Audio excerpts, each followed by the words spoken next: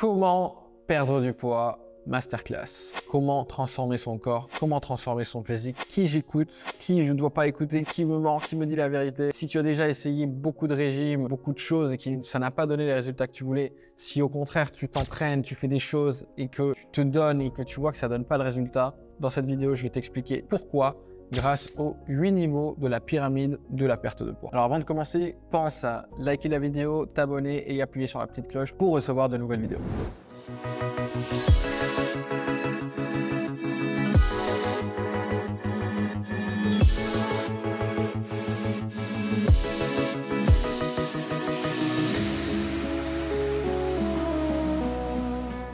Dans d'autres vidéos, j'ai déjà parlé des pyramides de la nutrition et de la pyramide de la musculation de Eric Helms. Et du coup, Alpha Body, on a créé un mélange des deux qu'on appelle la pyramide de la perte de poids. L'idée de la pyramide, toujours la même, c'est d'ordonner les connaissances par ordre d'importance. Donc, ce qui est en bas de la pyramide, c'est les fondations. Et plus on prend soin de faire des fondations solides, et plus on a de chances que l'édifice, que la pyramide tienne. Et la métaphore, elle se tient dans la vraie vie, c'est-à-dire que si tu pouvais ne choisir qu'une ou deux ou trois choses sur lesquelles porter ton attention, ce qui est souvent le cas dans la vie moderne quand tu es un papa et que tu es trop occupé, quand tu es cadre, chef d'entreprise, quand tu as beaucoup de contraintes dans la vie quotidienne et que tu parfois dois faire des choix, autant se concentrer sur la base de la pyramide, sur les causes qui ont le plus d'effet pour avoir du résultat. Donc là, quand il s'agit de perte de poids, je vais t'expliquer quelles sont les causes qui ont le plus d'importance.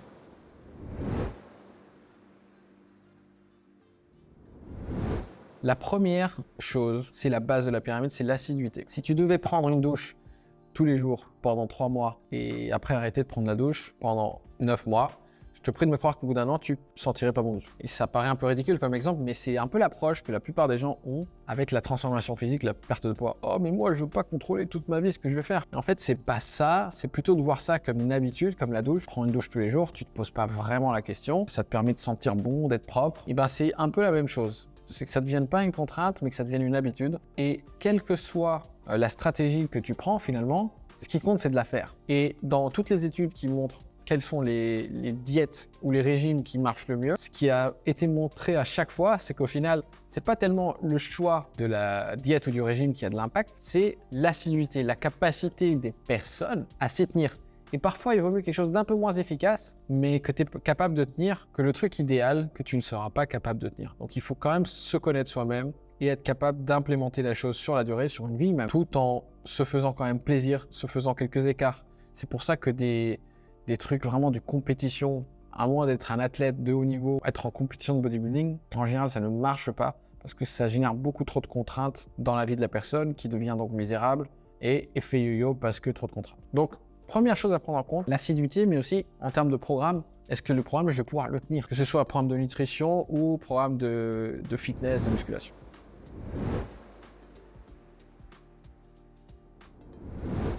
Deuxième étage de la pyramide, et ça, j'en parle sans cesse, ce sont les calories. Je ne vais pas épiloguer là-dessus parce que j'en parle déjà dans beaucoup de vidéos, mais si je mange plus de calories que mon corps n'en consomme, je vais prendre du poids. Si je mange moins de calories que mon corps n'en brûle, je vais perdre du poids, on ne peut pas y échapper. Et du coup, déjà, tout de suite, une fois que tu es assidu, l'assiduité, elle doit passer par, d'une façon ou d'une autre, la prise en compte des calories. Alors peut-être que ton programme va te permettre de prendre des calories en compte indirectement. C'est-à-dire que tu vas, par exemple, faire un jeûne intermittent qui, en soi, en enlevant un repas, tu vas avoir tendance à manger un petit peu moins de calories.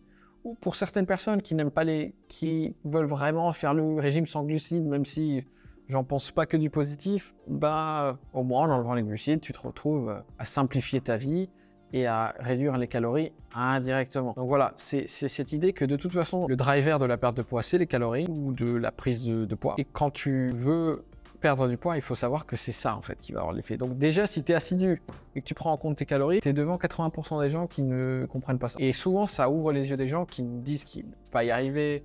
Ouais, mais je fais attention, mais j'y arrive pas. Ça, c'est la phrase que j'entends le plus souvent. Je fais attention, mais j'y arrive pas. Même parce que tu fais pas attention au bon indicateur. Si tu faisais attention aux calories, là, tu aurais le résultat. Et souvent, les gens qui disent je fais attention, c'est sous-entendu, je fais attention à la qualité de ce que je mange. Je mange mieux, je mange du bio, je mange du pain complet au lieu du pain blanc. Voilà, génial, mais le pain complet, ça a le même nombre de calories que le pain blanc, savais-tu?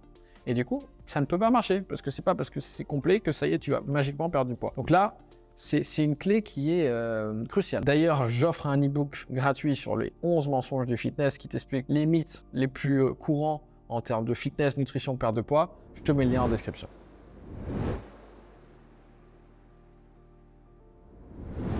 Troisième facteur de la perte de poids et de la transformation physique, c'est la musculation. Faire de la musculation, c'est primordial. Pourquoi? Car la plupart des gens qui vont essayer de perdre du poids vont se précipiter sur, roulement de tambour, le cardio. Et en fait, le cardio, ça va juste assister ta perte de poids parce que ça va te faire dépenser des calories. Si tu fais que du cardio et de la nutrition, tu vas maigrir. Tu vas devenir une version plus fine, plus maigre de toi-même, plus petite. Mais tu vas rester skinny fat, tu vas rester grassouillé ou grassouillette et c'est pas forcément ce qu'on veut. Alors que quand on fait déjà le comptage des calories, on va induire une perte de poids et on veut essayer de garder le maximum de masse musculaire, de garder un métabolisme élevé. Et ça, c'est le secret qu'on a en faisant de la musculation. On va maintenir cette masse musculaire et ça change tout. C'est vraiment les plus belles transformations esthétiquement, où je le pense vraiment en termes de santé. C'est quand on fait aussi de la musculation, qu'on maintient un métabolisme élevé, qu'on garde sa masse musculaire pendant la perte de poids. Donc ça, c'est primordial. Et d'ailleurs, si tu veux que je t'assiste avec mon équipe de coach pour traverser ces différentes étapes en termes d'assiduité, pour te soutenir, pour que tu rendes des comptes en termes de calories, pour savoir exactement quel repas manger, comment inclure ça dans ta vie. Si tu sais pas trop comment t'adapter à la salle de sport, ou si tu te sens perdu, ou bien même si tu as tout à fait l'habitude mais que tu veux un programme plus efficace, on va s'en occuper. Donc je te laisse un lien pour faire un bilan avec l'un de mes coachs qui va te permettre de potentiellement, si tu es sélectionné, faire le programme avec nous pour transformer ton corps. En tout cas, voilà, donc on a commencé par l'assiduité, deuxième étage calories, troisième étage musculation. Et quel est le quatrième étage?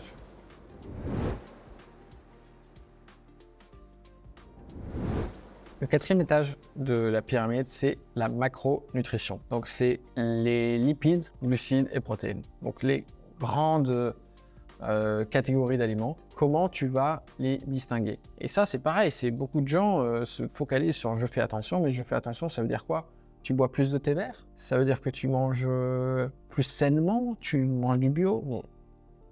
Et alors, si tu mets beaucoup d'huile, c'est quand même l'huile bio, c'est quand même beaucoup de lipides, donc ça va te faire grossir. Donc, il faut faire attention à ça. Est-ce que tu manges suffisamment de protéines, notamment pour préserver ta masse musculaire pendant la perte de poids? Est-ce que tu donnes les bonnes ressources à ton corps? Donc, de séparer les aliments en termes de protéines, lipides et glucides et de savoir surtout quelle quantité de chacun je dois compter sur ma journée de 24 heures et sur ma semaine.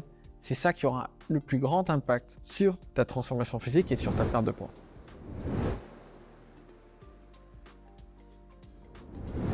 Une fois que tu as compté tes macronutriments, et ça c'est vraiment un effet qui débloque tout. Une fois que tu commences à compter tes macronutriments, ton corps il se transforme vraiment. Ça va être le sommeil. La prise en compte du sommeil, c'est important. Je pense que ça passe dans les consciences quand même, mais à une époque il y avait un peu cette philosophie de tu dormiras quand tu seras mort, ou alors si tu veux faire plus de choses, t'as qu'à dormir un peu moins, mais on se rend compte aujourd'hui que le sommeil est primordial pour la santé, pour le cerveau et pour le physique. Tu vivras mieux et en meilleure santé si tu dors convenablement le nombre d'heures qu'il te faut. La récupération du cerveau, elle se fait pendant le sommeil. Tu penseras mieux, tu seras plus intelligent quelque part quand tu dors bien.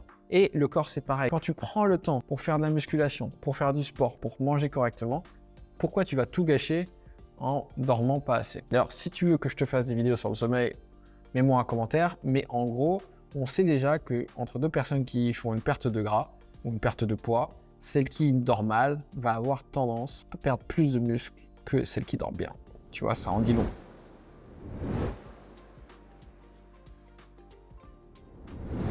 Le cinquième étage de la pyramide, c'était le sommeil. Et une fois qu'on a pris ça en compte, qu'on dort bien, qu'est-ce qui vient par la suite? C'est la micronutrition. Tu vois, là, les gens qui disent « je fais attention », ils commencent par là. Ils disent « waouh, je vais manger bio, je vais manger du pain complet au lieu de manger du pain blanc, ou alors je vais manger plus de fruits et légumes ». C'est bien, c'est important, je dis pas le contraire. Super important. Mais tu vois déjà tous les étages qu'on a fait avant. On a assiduité, calories, musculation, macro, sommeil. 5 étages. C'est que au 5e étage. Si déjà dans ta vie, tu régules les 5 premiers étages, tu seras en meilleure santé que 95% des gens. Tu seras heureux. Et il y a des études qui montrent que les gens qui comptent leurs calories ont tendance à manger mieux en termes de micronutrition aussi indirectement. Parce que c'est le collatéral quand tu prends soin de ta nutrition. En général, tu fais des choix plus judicieux. Donc, en fait, Voilà, là, c'est là qu'on va se dire, ok, quel type de légumes il faut manger ou combien je dois en manger. Est-ce qu'il faut rajouter des fruits dans mon alimentation? Ça, la micronutrition, pour faire simple, c'est un peu le conseil de grand-mère, manger plus de fruits et de légumes, et puis d'avoir une bonne répartition pour avoir l'ensemble du spectre des vitamines, minéraux, oligo-éléments qu'il te faut pour être en santé optimale. Et moi, dans micronutrition, je rajoute les compléments alimentaires. Donc, quel complément alimentaire, multivitamines, créatine, il peut te convenir. Et en termes de macro, là, je rajouterais la whey, parce que la whey, pour moi, c'est un complément alimentaire, la whey ou la protéine en poudre, mais qui va s'intégrer dans les macronutriments. Donc, certains compléments alimentaires sont déjà intégrés dans la catégorie micro et d'autres plutôt dans la catégorie macro.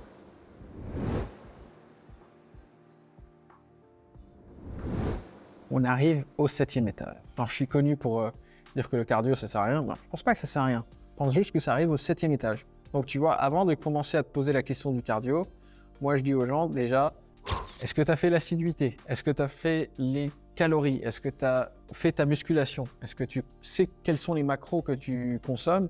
Est-ce que tu dors bien? Est-ce que tu prends en compte la micronutrition dans ton alimentation? Et à ce moment-là, tout est déjà nickel, on peut se poser la question du cardio. Et ça aura un impact effectivement sur ta perte de poids, mais qui sera moins important.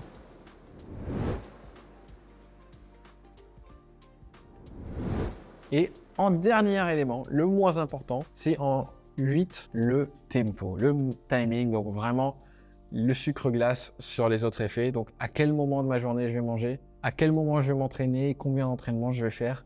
Et cet ajustement du temps, la plupart des gens, on n'a pas le luxe de le faire. On s'entraîne quand on peut, on fait les repas au moment où on peut. Mais si tu veux être un athlète de haut niveau ou que tu veux avoir un physique parfait, une fois que tout est au carré, pourquoi pas prendre cet aspect pour optimiser ton énergie et ta récupération. Mais vraiment, c'est le chiffre glace. Et beaucoup trop de gens se posent cette question dès le début. Ah ouais, il ne faut pas manger de glucides après 18 h. Ok, non mais... en fait, tu vois, c'est là que tu vois que si tu te poses la question des glucides après 18 h, on est en complète contradiction avec la pyramide de la perte de poids. Donc voilà les amis, avec ces éléments-là, normalement, tu as tout ce qu'il te faut pour transformer ton corps et ta vie dans un temps record. Et si tu veux regarder une autre vidéo, je te la laisse là.